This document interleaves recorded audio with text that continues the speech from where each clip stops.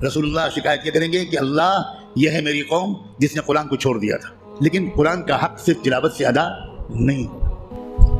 آپ سمجھتے ہیں کہ صرف جھوٹ بولنا گناہ ہے، صرف بد نظری گناہ ہے،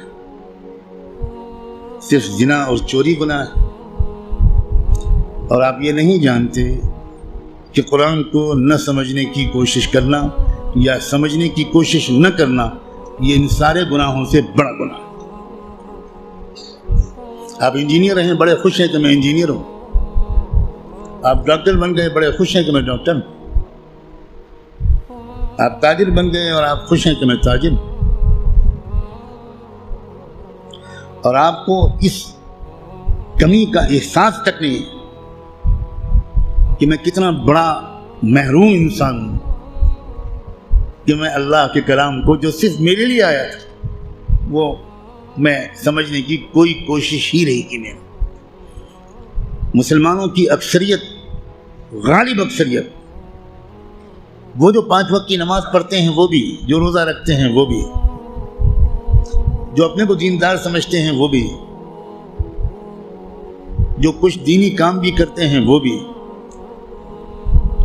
اس بڑے گناہ میں تقریباً سب شریک ہیں کہ وہ قرآن مجید کو سمجھنے کی کوئی کوشش نہیں کرتے اور قرآن مجید کو نہ سمجھنے کو گناہ نہیں سمجھتے، یا سمجھنے کی کوشش نہ کرنے کو گناہ نہیں سمجھتے۔ تو آپ قرآن مجید کو سمجھنے کی کوشش فرض عین سمجھیں، اور قرآن کو اب تک سمجھنے کی کوشش نہ کرنا یہ کبیرہ گناہوں سے بڑا گناہ سمجھیں۔ اور رمضان کا مہینہ جو گناہوں سے توبہ کرنے اور معافی مانگنے کا مہینہ ہے، اس میں سب سے زیادہ اس گناہ سے توبہ کریں۔ اللہ کے ہاں آپ کی بخشش اس لیے کہہ کر نہیں ہوگی کہ اللہ حضرت میں تعلیم کے حلقے میں بیٹھتا تھا اور اس میں منتخب احادیث پڑھی جاتی تھی، اس میں فضائل نماز پڑھی جاتی تھی۔ یہ منتخب احادیث اور فضائل نماز اس لیے پڑھی جاتی ہے تاکہ قرآن پڑھنے کا، سمجھنے کا شوق پیدا ہو۔ اور اگر کوئی کتاب قرآن مجید کے سمجھنے کی کوشش کے راستے میں ایک رکاوٹ بنتی ہے تو میں کہنے کی ہمت بھی نہیں کرتا، ضرورت بھی نہیں سمجھتا کہ وہ کتاب یا اس کتاب کو یہ درجہ دینے والا اللہ کے ہاں کدھر کھڑا کیا جائے گا۔ رسول اللہ یہ شکایت کریں گے قیامت کے دن کہ سن لیجیے یہ قرآن میں آیا ہے، اور شکایت کیا کریں گے؟ یہ نہیں کہیں گے کہ ان کی ٹوپی 4 کونوں کی نہیں ہوتی تھی، یہ شکایت نہیں کریں گے رسول اللہ مسلمانوں کی ان کی داڑھی چھوٹی تھی۔ رسول اللہ شکایت کیا کریں گے کہ اللہ یہ ہے میری قوم جس نے قرآن کو چھوڑ دیا تھا۔ آپ جس کی شفاعت کی دعائیں کر رہے ہیں وہی آپ کے خلاف اللہ کی عدالت میں مقدمہ دائر کرے گا۔ ہماری عورتیں 100% تقریباً قرآن مجید کو ٹھیک سے شاید پڑھ بھی نہیں پاتی، سمجھنا تو بہت دور کی بات ہے۔ ہم نے کبھی فکر ہی نہیں کی کیا ہو گیا، مجھے کچھ سمجھ میں نہیں آتا۔ قرآن صرف تلاوت کے لیے نہیں آیا ہے۔ اول تو کتنے لوگ سال بھر تلاوت کرتے ہیں وہ آپ خود جانتے ہیں، لیکن میں کہتا ہوں اگر آپ سال کے روزانہ تلاوت بھی کرتے ہیں تو ایک بہت نیک کام آپ ضرور کرتے ہیں، لیکن قرآن کا حق صرف تلاوت سے ادا نہیں ہوگا۔ آپ کے دوست کا خط آپ کے پاس آئے، آپ کی ماں اپنا خط لکھے، آپ دور کہیں رہتے اور ماں آپ کو خط بھیجے، آپ خالی اس خط کو روزانہ پڑھ لیا کریں گے بس؟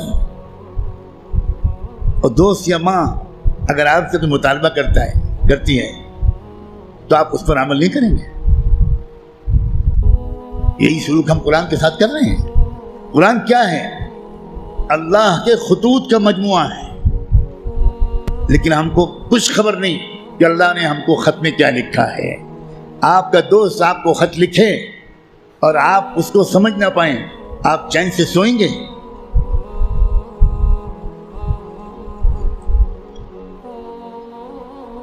کسی کمپنی کا اشتہار آپ نے دیکھا، آپ نے اس کو اپنی درخواست بھیجی، وہاں سے جواب آیا، جواب ایسی زبان میں ہے جو آپ نہیں جانتے، آپ اس دن کھانا کھائیں گے اس خط کا مضمون سمجھنے سے پہلے؟ اب دوڑیں گے، بھاگیں گے، پتہ لگائیں گے یہ فرانسیسی زبان میں خط ہے تو میرے شہر میں فرینچ زبان کون جانتا ہے؟ اور آپ اس کی خوشامد کریں گے کہ ذرا اس خط کو پڑھیے اور مجھے بتائیے کہ اس نے کیا لکھا ہے۔ 24 گھنٹے نہیں گزرنے دیں گے آپ، اس سے پہلے اس خط کو سمجھنے کی بھرپور کوشش کر لیں گے، اس کا جواب بھی لکھیں گے۔ لیکن قرآن ہے کہ 60 سال سے آپ کو پکار رہا ہے، اللہ کا خط ہے کہ 70 سال سے آپ کو آپ پاس آ رہا ہے، لیکن آپ نے ایسے کان بند کر رکھے ہیں، ہمیں کوئی دلچسپی نہیں اللہ کے خط سے، اللہ کہتے رہیں ہمیں کوئی دلچسپی نہیں، ہم بہت مشغول ہیں، ہمارے پاس فرصت نہیں ہے، ہم بڑے کامیاب تاجر ہیں، ہم اسٹوڈنٹ ہیں، ہم پروفیسر ہیں، ہم ڈاکٹر ہیں، ہم انجینئر ہیں، ہم پولیٹیکل ایکٹیوسٹ ہیں، ہم جرنلسٹ ہیں، ہم اخبار میں کام کرتے ہیں، ہم کہاں قرآن کا ترجمہ پڑھ پائیں گے بھائی؟ ہمارے پاس کہاں اتنا وقت ہے؟ بھوگتے گا ہر وہ انسان، ہر وہ مرد اور عورت جو قرآن مجید کو سمجھنے کی کوئی کوشش نہیں کرتا اور قرآن کے مطابق اپنے آپ کو ڈھالنے کی کوئی سیریس کوشش نہیں کرتا، خون کے آنسو روئے گا وہ شخص، خون کے آنسو روئے گا۔ ایسا شخص تو جب قرآن کی تلاوت کرتا ہے تو قرآن اس پر لعنت بھیجتا رہتا ہے۔ اب غور تو کریں، رب قارئ للقرآن والقرآن یلعنہ، یہ میرے باپ کی اور پیر کی کہی ہوئی بات نہیں ہے، یہ بات صادق و مصدوق رحمت دو عالم صلی اللہ علیہ وآلہ وسلم نے کہی کہ قرآن بہت سے لوگ پڑھتے ہوتے ہیں اور پڑھنے کے درمیان قرآن اس پر لعنت بھیجتا ہے، اے اللہ یہ مجھ پر یہ پڑھ رہا ہے، اس پر لعنت۔ اب قرآن کی لعنت پر اللہ تعالیٰ قبول نہیں کریں گے؟